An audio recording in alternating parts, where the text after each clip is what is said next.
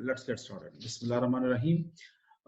Dear students, this is the last part of our lecture about US-Japan relationship and South Korea, North Korea, China, their issues, their geopolitics, their um, issues related to geography is related to disputed islands, arms race, military modernization by the Chinese, and the arms, missile provocations by the North Koreans. So all these issues, I think we discussed so far in the previous two lectures. Today's lecture is going to conclude overall debate about US-Japan relationship. Okay, now let's look at the Japan-Taiwan relations. Now, Taiwan, as we all know, that it is part of China, and most of the world accept that fact, and they don't accept Taiwan. Taiwan is not part of UN. Let's agree that.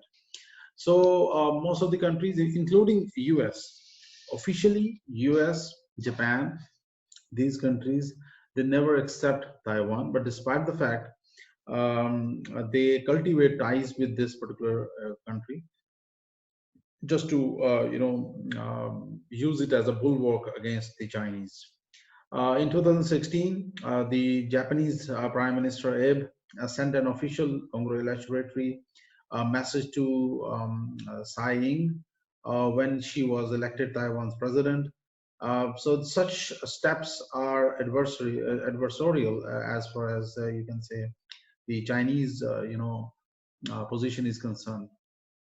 In 2019, Japan has voiced support for Taiwan's participation in the Comprehensive and Progressive Agreement for Trans-Pacific Partnership and in international organizations such as World Health Assembly, where China has blocked Taiwan's participation since 2017 because China believed that there is only one China, and that is PRC. And Taiwan, which is ROC, has no official standing or position in international forums. So China has always blocked the Taiwan's participation in international forums. In recent years, both Tokyo and Taipei have exchanged the names of diplomatic organizations to more explicitly acknowledge Taiwan instead of Chinese Taipei, as Beijing has always preferred. So such steps by Japan is fueling tensions in this region because Chinese would never accept this, and Chinese are very, very strong in all sectors, politically, economically, strategically, defense point of view, diplomatically. They are a very powerful country. They are a veto power. So any step to give official position to Taiwan in any area, whether it is bilateral or trilateral or in any international forums, it would be blocked by the Chinese. That's understandable. So that's the first step which the Japanese took recently. Okay, so the Japanese support to Southeast Asian countries over South China Sea, that is another issue of friction between China and Japan. China supports North Korea, that's clear, that everyone knows that. And when it comes to the the Japanese are closely aligned with US, and US and Japan, they are against China. So over the issue of South China Sea, Japan also support the Southeast Asian countries, claimant countries who claim South China Sea against China. There are many countries like Philippines is there, Vietnam is there, Taiwan, Brunei. These countries have got some claims. Some have got vast claims. Some of them got smaller claims.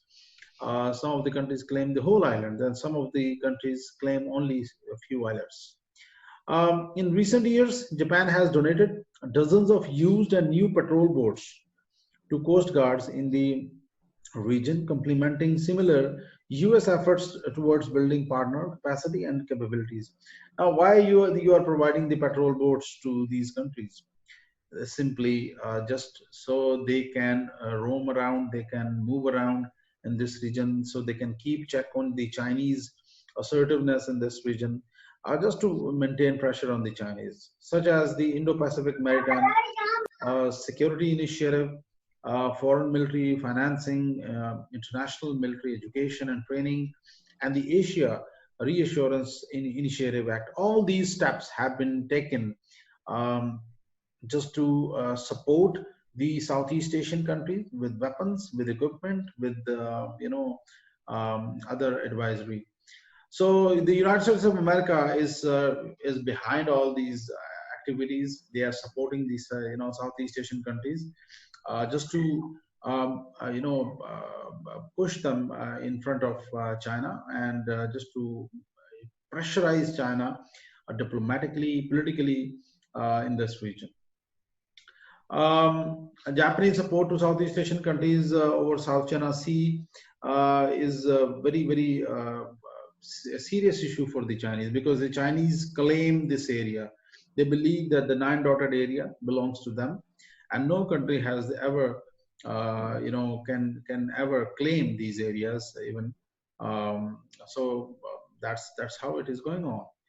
So maritime domain awareness is a priority area for cooperation in the near term. Maritime domain awareness means that just give me a second, guys. I think there is someone knocking the door. Give me a minute, I'll be back. Pause recording. All right. So we were discussing about the Japanese support to the Southeast Asian countries over South China Sea, which is very important for the Chinese. They will never accept any ingress in this region, and they have already provocatively, they have always carried out area denial capabilities, and they are very aggressive when it comes to the South China Sea. So the level of cooperation with individual Southeast Asian countries very widely, but generally Japan and United States have been most engaged with the Philippines and the Singapore and Vietnam. Now these three countries, they have got some expansive claims other than Singapore. But Singapore is important because of the Strait of Malacca. Strait of Malacca, as we all know, that is a choke point, very important for sea lanes of communications. Most of the oil, gas, which flow from the Persian Gulf and the Africa, it passed through this region. So this region is also very important. Singapore is very important for US. So that's why they are cultivating good ties with Singapore. Vietnam and Philippines, they have got some expansive claims over the South China Sea, especially Vietnam. They claim many important islands in that particular area in South China Sea, and that's why the United States of America is looking toward Vietnam just to maintain its strategic influence over this region. And Philippines is a tiny state, small state, but as compared to China, but they also get some military support from the US and the Japanese. In Feb 2016, Japan signed an agreement with the Philippines that established procedures for Japan to sell new military hardware, transfer new defense technology, and donate used military equipment and provide training to the Philippine Armed Forces. So that is also another major step, which the Chinese won't like it. Though China and Philippines, or with Japan and China, they are no match with each other. China is way ahead. But still, these capabilities, these modern capabilities, would definitely shore up the capabilities, overall capabilities of the Philippines. So the Chinese won't like it. So that's why China has always contested these steps by the US or Japanese.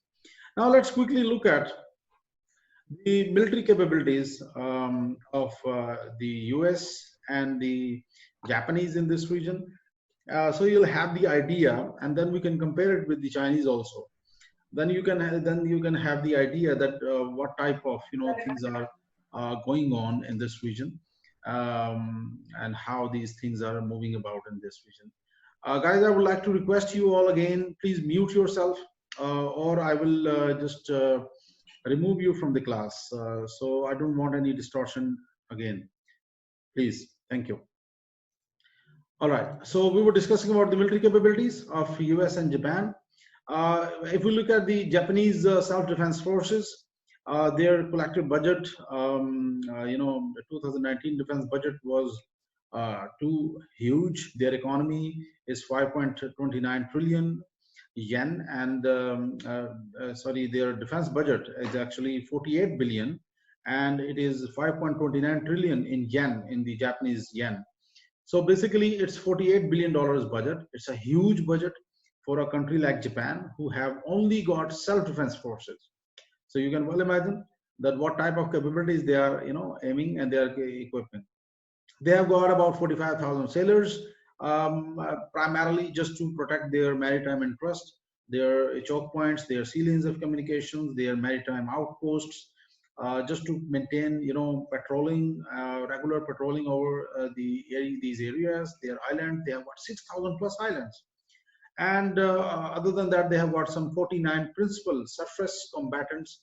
They are warships actually, and in which include 6 Aegis BMD equipped combatants, 6 Aegis BMD. BMD means ballistic missile defense capabilities. Now these Aegis is one of the long range air defense system, which is there just to protect themselves from the North Korean or the Chinese missile strikes. Other than that, they have got have 4 helicopter carrier destroyers, 6 patrol coastal, 727 mine warfare. So, in a nutshell, they don't have such a huge capability as compared to China. They've got only 20 submarines and 275 naval aviation aircraft, which is too small if we compare it with the Chinese. Chinese have got 64 nuclear submarines. They are huge naval force in this region, and it won't be possible for the Japanese to just counter the Chinese military assertiveness. They have got they are nuclear weapon state, and their missile capabilities are way ahead. Now, the only support the Japanese have got in this region is the US. The US Navy, with their 20,000 sailors, apart from 20,000 sailors, the collective strength of the US Navy is about 60,000 plus. They have got 1 aircraft carrier here. They have got 3 cruisers. There are also warships, 8 Aegis BMD equipped destroyers. Now these Aegis, I told you before, they are long range air defense systems just to help and protect these countries from any aerial strike from the North Koreans or the Chinese. They have also got 4 mine countermeasure ships. You got sea mines also. So just to remove these floating sea mines, they have got some countermeasure ships also. They have also got amphibious assault ship, landing platform dock. They have got 2 landing ships docks, 4 fighter attack squadrons. These are capabilities are mentioned here. You can just go through and Google it. You can get the exact idea what type of capabilities are they are there in this particular area. The US Air Force is also having, they have deployed around 12,000 airmen. US Army got about 2,700 soldiers, and US Marine Corps have got about 18,000 soldiers. So collectively, they are close to 60,000 plus. At the same time, the ground defense forces of the Japanese are 150,000, and they have also got some air defense, air self-defense forces, which are about 46,000. So Japanese are nowhere in match with the Chinese, and at the same time, the US capabilities in this region are also no match with the Chinese capabilities. If you cross comparison these two countries, both states, the Japanese and the US, they're the most important. Their collaboration is in the ballistic missile defense cooperation, because the Japanese and the South Koreans, they fear threat from the North Koreans and the of course from the Chinese also. So both countries have cooperated with each other in the BMD technology just to protect themselves from any incoming missile aerial threat from the North Koreans or from the Chinese. So the self-defense forces of Japan have got about 24 PAC Patriot PAC 3 unit deployed across the Japanese archipelago, and 6 vessels with Aegis BMD systems are also there, and has plans to eventually field 8 Aegis BMD capable ships. So basically, the Japanese have got some Aegis and also Patriot air defense capabilities just to intercept the incoming missile from North Korea, just to protect themselves from any assault from the aerial assault. As you can see in this pic also, a missile is fired in the first step. In the second step, it is tracked by the satellite, and ultimately it is then intercepted in the air, and it is destroyed. So this is something which is very important when it comes to the Japanese security. I told you before that the no modern ballistic missile air defense system have ever been used in a war scenario.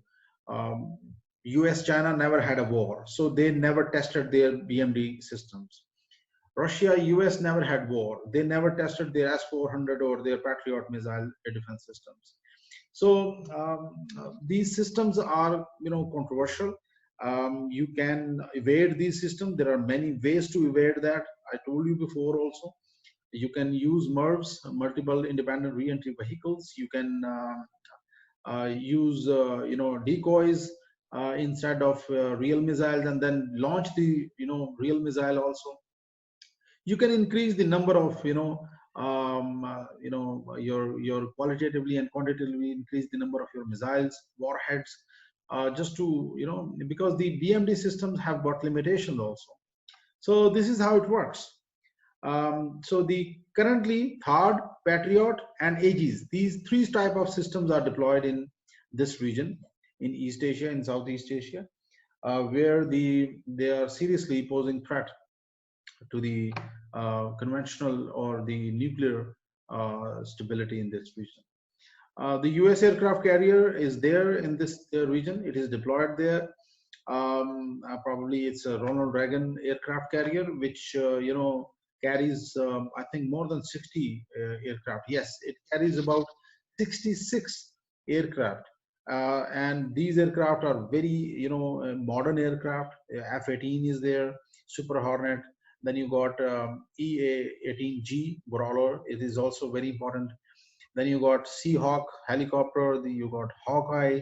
It's a surveillance aircraft for maritime domain awareness. So basically, it's a huge asset. And this particular capability, this is also called the US Ronald Reagan aircraft, nuclear reactor. It is run by the two nuclear reactors and 4 shafts, 4 steam turbines. So basically, it's a huge capability which is there. It is very aggressive capability. But at the same time, I told you that the DF-21 Chinese missile can take out this particular aircraft in a one single shot. So one single shot, this aircraft would be gone. So that is the challenge which the US forces are facing in this region also. The Japanese are, getting the BMD, BMD capabilities. I told you before, the PAC and the THAAD and the Aegis. So these capabilities would definitely provide them security from the security. The main security comes from the US. US provide Japan with nuclear umbrella, and because of the US, China and North Korea can never try or breach or attack the Japanese because of the extended nuclear deterrence. They will never take risk. So that is understandable. So far, it has worked. Other than that, the US arms sales to Japan also include the modern weapon and equipment. They are highly sophisticated weapons. I told you about the THAAD, Patriot, and Aegis systems. They are highly sophisticated. They are very important. But at the same time, they are, getting other things also, which include modern aircraft, hypersonic missiles. Let me show you those capabilities also. The US is the Japanese companies. They are manufacturing some equipment under license from the US companies, including sophisticated systems like F-15J, modern aircraft, and now the F-35A, which is also a modern aircraft with 5th generation aircraft capacity and capabilities. Recently, the US authorized purchase of high-profile military equipment in Japan, such as F-35 Joint Strike Fighters. Now, these 42 fighters would be of $10 billion, and E-2 Hawkeye, it's a airborne early warning system. It is a maritime. It is used for maritime domain awareness. जिस तरह हमारे पास है ना PC-3 Orion for maritime surveillance. Underwater में कोई अगर आपकी submarine is there, you can detect that. Surface ship, you can detect that. If any incoming threat is coming over the maritime domain, you can detect that, and you can take out that before it, create any problem. So the Japanese have got four for about $1.7 billion in 2015 and nine for $3 billion in 2018. So they are buying all these capabilities also. And why you need these capabilities? Just to maintain your maritime domain awareness edge against your enemies. Just to you keep check on the Japanese, you can say Chinese aggressiveness in this region. Other than that, Aegis weapon system they are also getting these things I told you before, which is also worth of about $2 billion plus. Basically, Japan is a fourth largest economy, so they can afford all these capabilities, and they are getting all these capabilities, and they come in the category of offensive weapons. They are not defensive weapons actually. So V-22 Osprey helicopter is also there. They are getting from the US refuelers. They are getting modern long-range UAVs just to maintain check over any aggressive Chinese, ingress over the areas which are, under the command of Japan. They are also getting, other capabilities like, hypersonic missiles also. So billions of dollars of capabilities are being added, and the most important and offensive capabilities which the Japanese are getting is the induction of hypersonic missiles.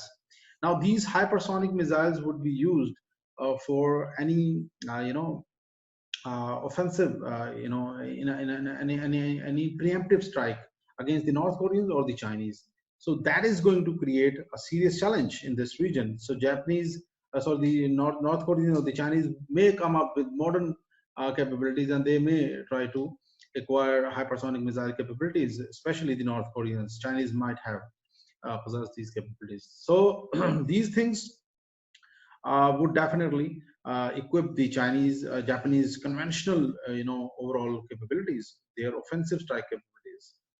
So they are basically come as a counter strike also capabilities. Like for example, the one project which is going to take place is U-71, and this particular project has some classical, some highly sophisticated capabilities. Like for example, this missile is going to have a speed of about 6 to 11,000 kilometers per hour, and distance it can cover about 5 to 500,000 5,000 plus distance, which is enough for this region. It can cover China, it can cover North Korea.